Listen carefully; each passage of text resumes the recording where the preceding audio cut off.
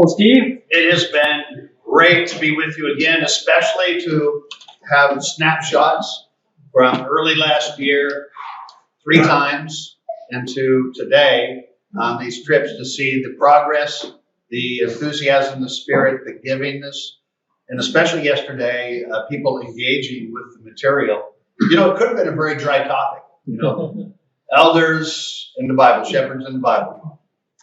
And I can see it being that way. Because people say, yeah, but I'm never going to be an elder. I'm too old or too young, or it's not relevant right now. But it was relevant to you because this is the direction you want to go into. And I can really sense it was fantastic.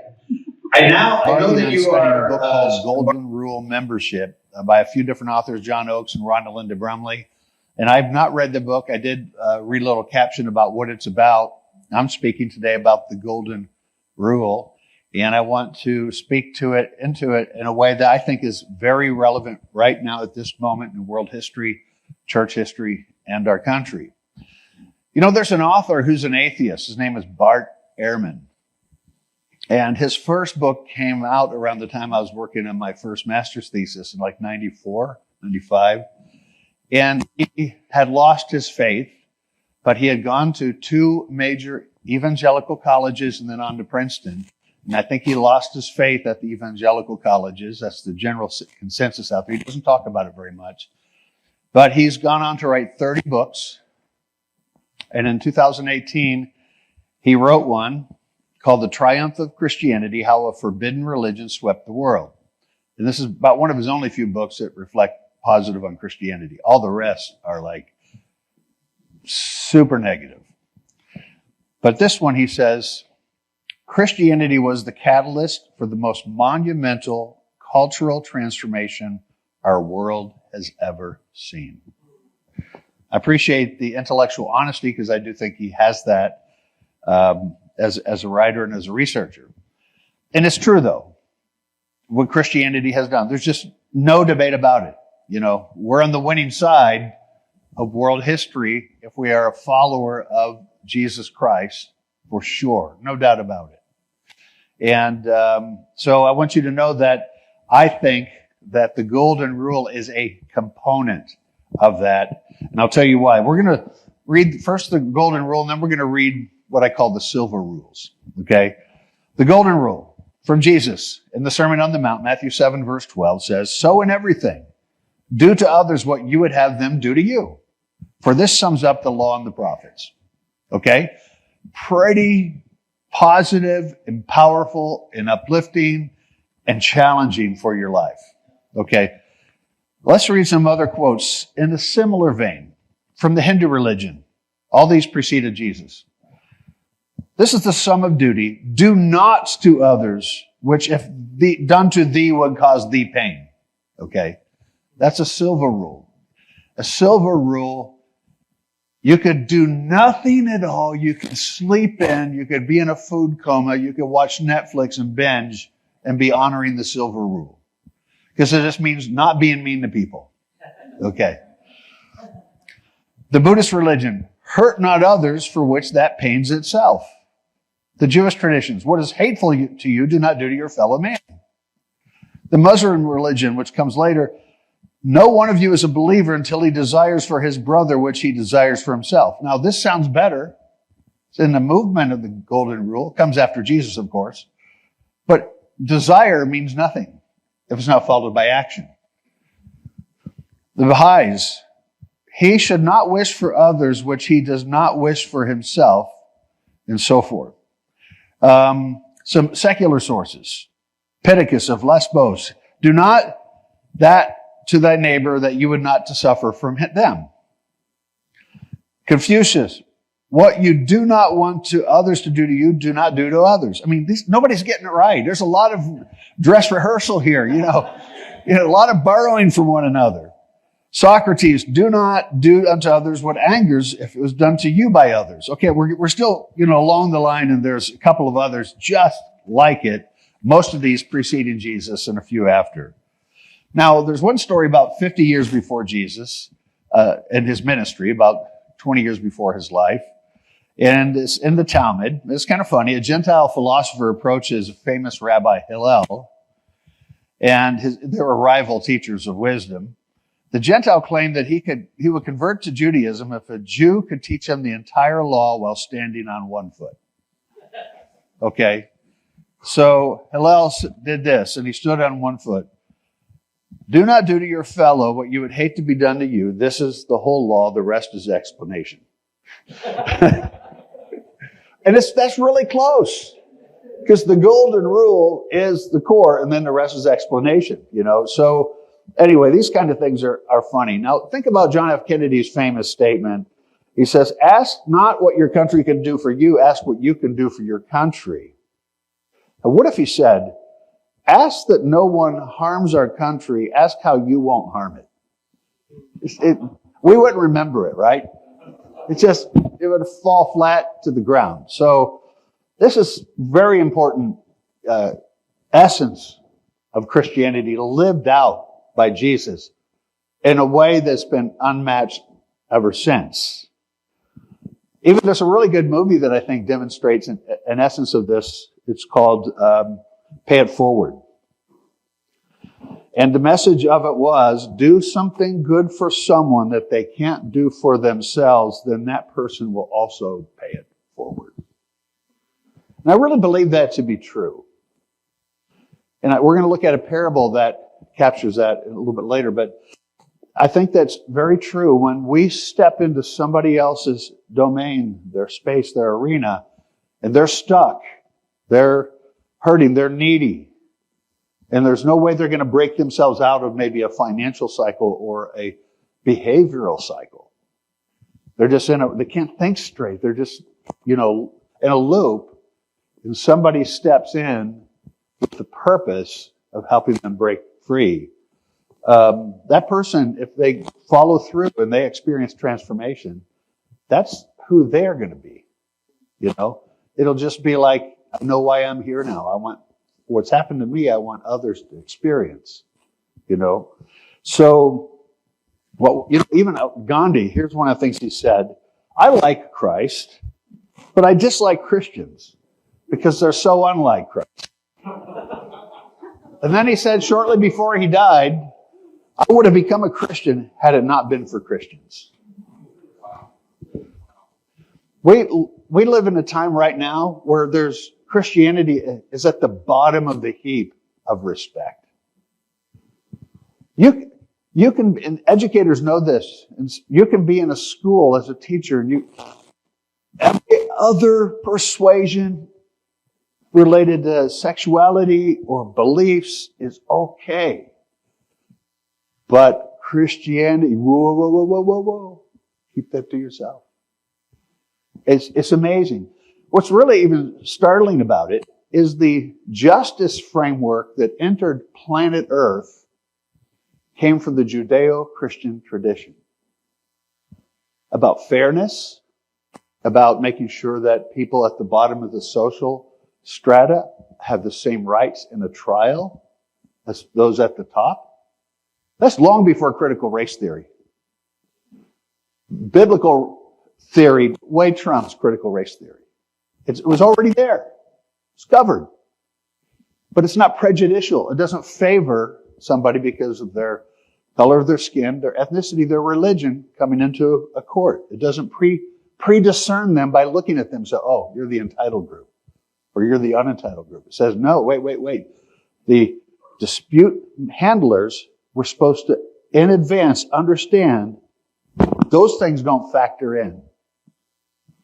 Okay, this came out of the Bible. There's so many components to the justice system, and the best parts of what we have in Western society comes from the Bible. Even tweaks of it that came first from Moses, tweaks of it from Jesus to make sure everybody gets a fair shot. And so, but if you come from the Judeo-Christian tradition, you are muted very easily, potentially canceled. It's strange times we live in. And largely it's because of the bad example of Christianity. That's not the only reason, but it's a component that the church has not been the salt that it's needed to be. It's not been the city on a hill. So we got things working against us just by existing as Christians that can be overcome, I believe, if we understand the golden rule and some other aspects about Jesus. So we want to be very deliberate, and I'm hoping you will buy into this being deliberate concept, even being fierce about it. So let me give you some quotes before we get to a parable that I think is going to be important. Some quotes about deliberate golden rule choices. Hebrews 10:24. And let us consider how we may spur one another on towards love and good deeds.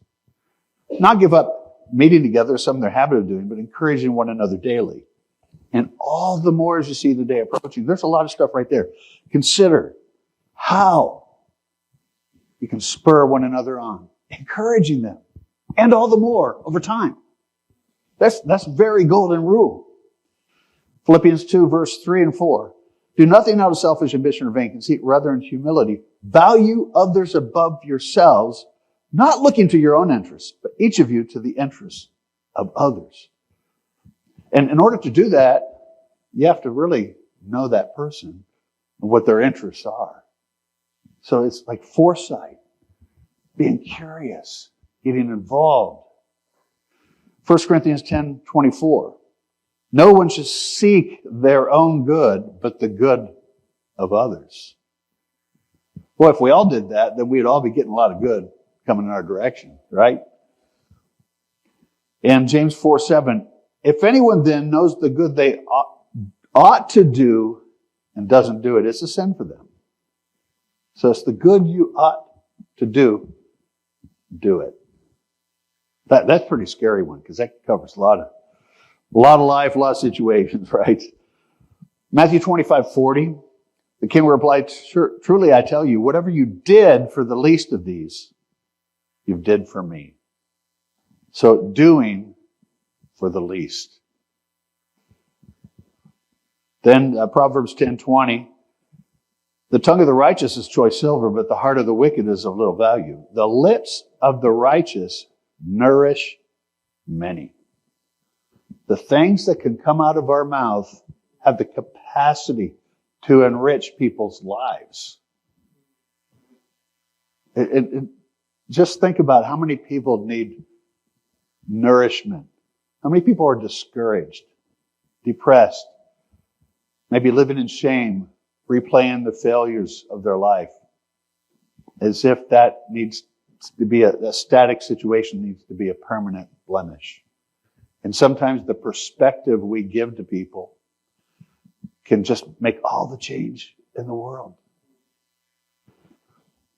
Luke 6:45, a good man brings good things out of the good stored up in his heart. So now I'll skip the negative part. But for the mouth speaks what the heart is full of. So if our heart is full of goodness and it's brought out, it's a game changer. 1 Thessalonians 5:11, therefore encourage one another and build each other up, just in the fact you are doing. So encouragement, again, we've heard that already, but to also build each other up. There are some people that when you're in their very presence, you feel validated. You feel like you matter. And they might even notice positive things that you've said or done, or skills that you have, or value you bring to the community that you may not have even recognized in yourself. Just who they are, encourage you and build you up. And there's some people in the world that it's the opposite. They're kind of toxic. And you go, man, I can't wait till this appointment's over, you know. And after a while, it's unavoidable to see both categories, both extremes. You know, some people are just always, you know, those kind of people. But others are like, by who they are, bring out the best in the other person. Hebrews 3:13, but encourage one another daily as long as it's called today. Again, that's similar to other passages in Hebrews, so that none of you may be hardened by sin's deceitfulness. It's like our lives, we go towards a pattern of hardening if left to our own isolation and, just being off the grid. But when we're in community, we're reminded and we get encouraged and uplifted and we hear things. We go, oh yeah, I forgot that. I totally forgot that, That's why we need to encourage one another daily. 1 John 3:18, dear children, do not love with words or speech, but with actions and truth. Now, other places say we should love with words and speech, but when people use that as an excuse not to do anything, after a while, those words just kind of fall to the ground. So it's a both and. Now, I want to read a passage about Jesus.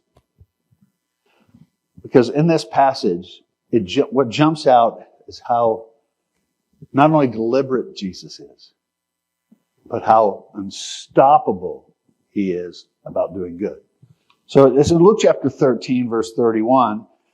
At some time, Pharisees came up to Jesus and said, leave this place and go somewhere else, anywhere else. Get out of town, not anywhere but here, okay? Go to Syria, go to Egypt, go to Lebanon, go to Turkey, go to Babylon, go to unknown territories. And of course, Herod wants to kill you. That's the reason, okay? Well, they didn't want him around getting killed by Herod because that could cause their life's discomfort to be in conflict with the Romans. So just a selfish request. But it was true about how Herod felt about Jesus. Jesus' reply, go tell that fox, I will keep on driving out demons and healing people today and tomorrow. And on the third day, I will reach my goal. In any case, I must press on today and tomorrow and the next day, for surely no prophet can die outside of Jerusalem. He knew he was going to die at the end. He also knew how the outcome was going to be. But he was unstoppable. He could not be wavered.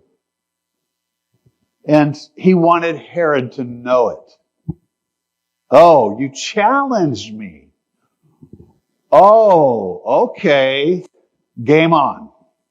Okay, game on. And that's how we've got to be willing to be about doing the right thing.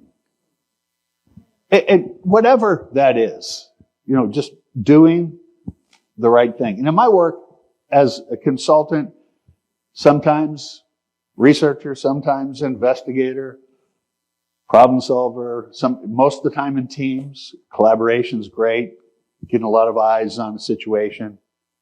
But sometimes I'll get in a situation where, oh, this is unpleasant. I'm going to be the bearer of bad news. But it's the right thing to do, even if it's very bad news. But long-term thinking is, well, you can come, if it's delivered well, if it's solution-oriented, if there's guidance along the way, one day that could be a closed chapter and the best outcome is possible. Sometimes doing the right thing is just flat hard. It's costly. It's painful. It may actually influence your relationship base. You may one day think, I got 30 to 50 really great relationships in this world. And then you can find yourself later, I think 13, but it might be 12, from doing the right thing. But Jesus was undeterred. And he wanted it known. I think in a sermon on a previous occasion here, I mentioned my favorite Greek word in the New Testament. It's used 3 times, all about Jesus. It's the Hebrew or the Greek word archegos, which means pathfinder, trailblazer, pioneer, pace setter, prince, author. It's the person who goes out front. And that's what Jesus did. And that's why what Bart Ehrman said about the Cultural Revolution is true, but it's not about Christianity being the Cultural Revolution.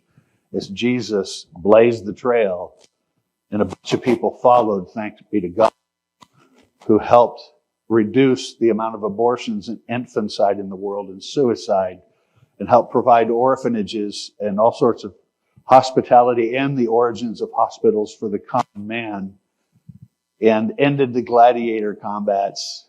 It started with Jesus, and people imitated Jesus. and raise the bar for society. And so let us be as unstoppable as Jesus. So now let's read the parable within Luke chapter 10.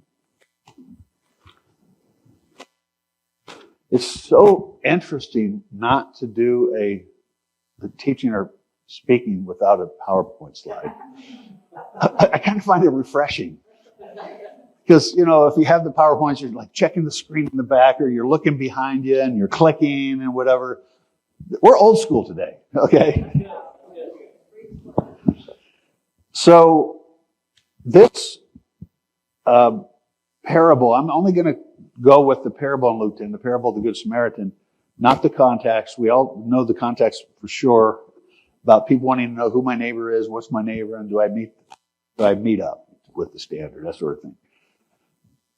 Verse 30, a man was going down from Jerusalem to Jericho when he was attacked by robbers. They stripped him of his clothes, beat him, and went away, leaving him half dead. The priest happened to be going down the same road, and when they saw the man, he passed on the other side. So too a Levite, when he came to the place and saw him, he passed on the other side. But a Samaritan, as he traveled, came to where the man was, and when he saw him, he took pity on him. He went out and bandaged his wounds, pouring on oil and wine. Then he put the man on his own donkey, brought him to an inn, and took care of him.